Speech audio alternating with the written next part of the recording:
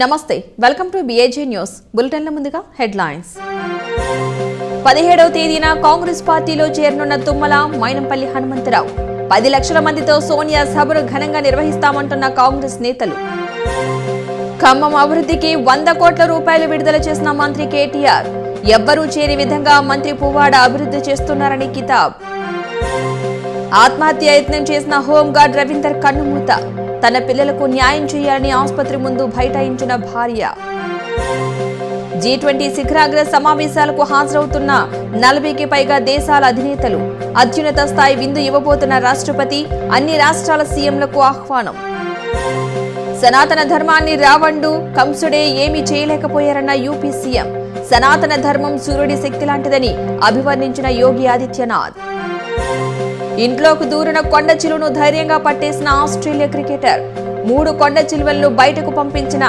Glenn McGrath ఇక details చూస్తే BRS తొలి జాబితాలో చోటు దక్కలేని ఖమ్మం కీలక నేత మాజీ మంత్రి తుమ్మల కారు పార్టీ దిగనున్న విషయం తెలిసిందే తుమ్మల ఈ నెల 17న కాంగ్రెస్ పార్టీ కండువా కప్పుకోనున్నారు అయితే తుమ్మల పాలేరు టికెట్ ఖచ్చితంగా కావాలని పట్టుపట్టినట్లుగా తెలుస్తోంది ఇక ఈ సందర్భంగా తుమ్మల ప్రతిపాదనకు కాంగ్రెస్ ఏం హామీ ఇచ్చిందనే దానిపై ఉత్కంఠ నెలకొంది మరోవైపు సోనియా సభను టీ కాంగ్రెస్ ప్రతిష్టాత్మకంగా తీసుకుంది 10 లక్షల మందితో సభను భారీ స్థాయిలో నిర్వహించి టీ కాంగ్రెస్ కు పునర్వైభవం తేవాలని భావిస్తోంది ఇక ఇదే సభలో బీఆర్ఎస్ మల్కాజ్గిరి ఎమ్మెల్యే మైనంపల్లి సైతం కాంగ్రెస్ లో చేరనున్నట్లు తెలుస్తోంది మైనంపల్లి మల్కాజ్గిరి మెదక్ సీట్లు ఆశిస్తున్న విషయం తెలిసిందే రవాణా శాఖ మంత్రిగా పువ్వాడ అజయ్ కుమార్ 4 ఏళ్ల పదవీకాలం పూర్తి చేసుకుంటున్న శుభ సందర్భంగా ఖమ్మంకు మరోసారి నిధుల వరద పారించారు మంత్రి పువ్వాడ విజ్ఞప్తి మేరకు ఖమ్మం కార్పొరేషన్ కు మంత్రి కేటీఆర్ 100 కోట్ల రూపాయల నిధులను మంజూరు చేసి ఈ మేరకు జీవో కాపీని అందజేశారు గతంలో ఎవ్వరూ చేయని విధంగా పువ్వాడ అజయ్ ఖమ్మంను అభివృద్ధి చేస్తున్నారని కేటీఆర్ కొనియాడారు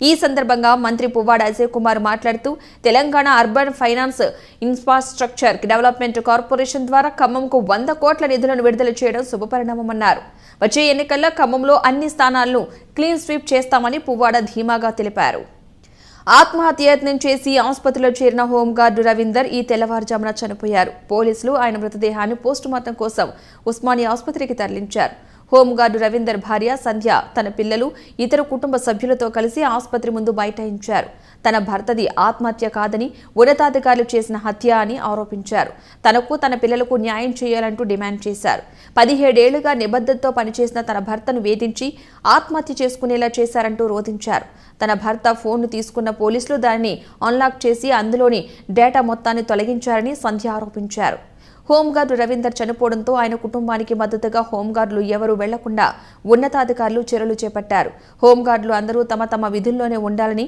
విధులకు హాజరు కాకుంటే ఉద్యోగం నుంచి తొలగిస్తామని హెచ్చరించారు ఈ మేరకు ఆయా పోలీస్ స్టేషన్ల పరిధిలో విధులు నిర్వహిస్తున్న హోంగార్డుల బాధ్యతలను ఎస్ఐలకు అప్పగించారు హోంగార్డులు అందరూ విధులకు హాజరయ్యేలా విధులు కేటాయించాలని వారంతా పోలీస్ స్టేషన్లో ఉండేలా చర్యలు తీసుకోవాలని సూచించారు ఢిల్లీలో జరుగుతున్న G20 శిఖరాగ్ర సదస్సుకు సర్వం సిద్ధమైంది వివిధ దేశాల అధినేతలు ఒక్కొక్కరుగా హస్తినకు చేరుకుంటున్నారు ఈ సమావేశాలకు 40కి పైగా దేశాధినేతలు హాజరవుతున్నారు భారతీయ సంస్కృతి ప్రతిబింబించేలా ఈ సమావేశాలు జరగనున్నాయి ఢిల్లీలోని భారత్ మండపం వేదికగా సమావేశాలు నిర్వహించనున్నారు మరోవైపు భారత రాష్ట్రపతి ద్రౌపది ముర్ము అత్యున్నత స్థాయి విందును ఇవ్వబోతున్నారు ఈ విందుకు మాజీ ప్రధానులు దేవగౌడ మన్మోహన్ సింగ్లకు ఆహ్వానం అందింది వీరితో పాటు అన్ని రాష్ట్రాల ముఖ్యమంత్రులను విందుకు ఆహ్వానించారు వీరిలో విపక్ష పార్టీల ముఖ్యమంత్రులు కేజ్రీవాల్ కేసీఆర్ మమతా బెనర్జీ స్టాలిన్ నితీష్ కుమార్ భగవంత్ మాన్ హేమంత్ సోరెన్ సిద్ధారామయ్య తదితరులు ఉన్నారు కాంగ్రెస్ పార్టీ జాతీయ అధ్యక్షుడు మల్లికార్జున ఖర్గేకు కూడా ఆహ్వానం అందింది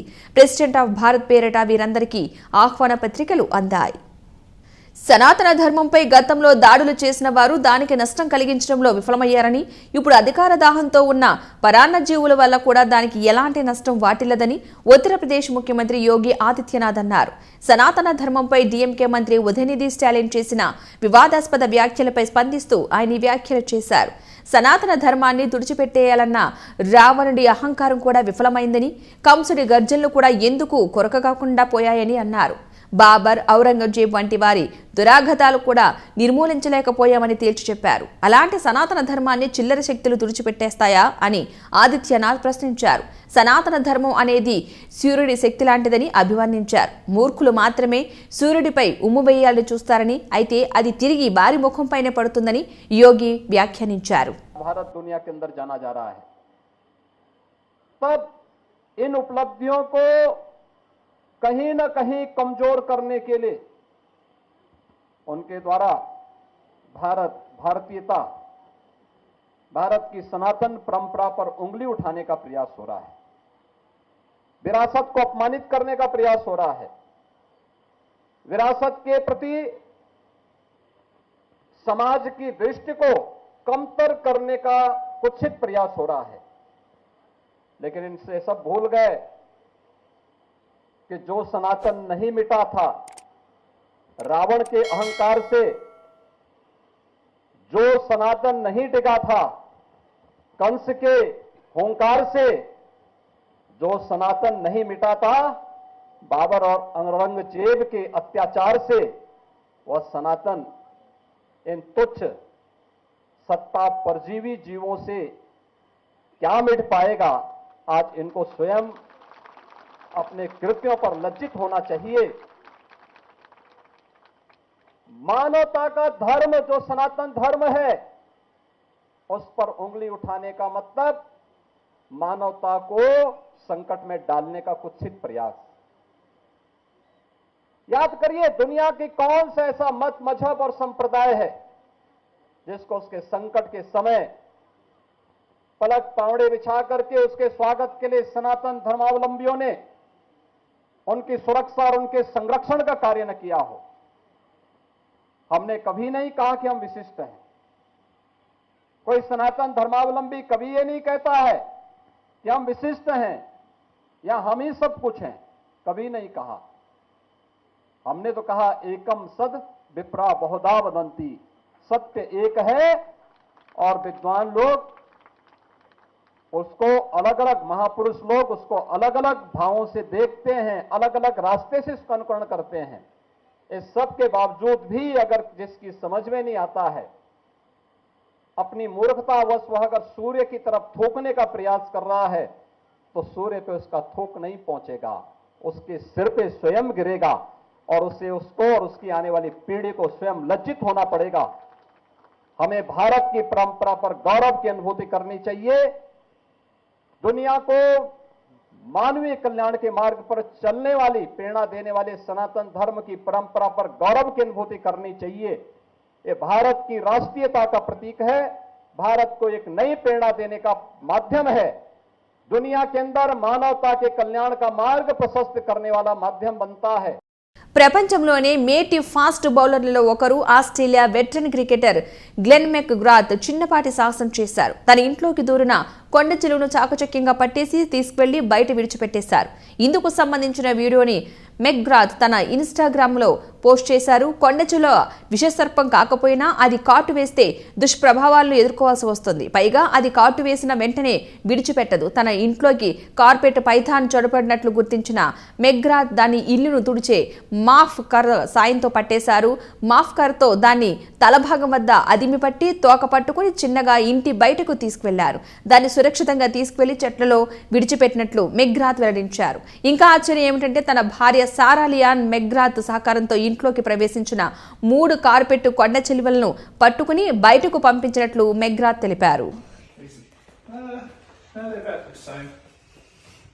Looks a bit thicker. He's in the bathroom. No, he is bigger. Told you. Ah! That one's that one's aggro. That one is aggro. I don't want to be videoing this. You don't want to be? Well, not particularly. You're gonna get bit. You're gonna get bit. You're It's pissing everywhere. Exactly. It'll be fine. Come on. Ah! Stop! Glad you're gonna get bit. It's not the best thing to eat. Anyway, he's fine. He's not. He does not look fine. You don't look fine. It's peeping. Come on, mate. You're okay. Here we go.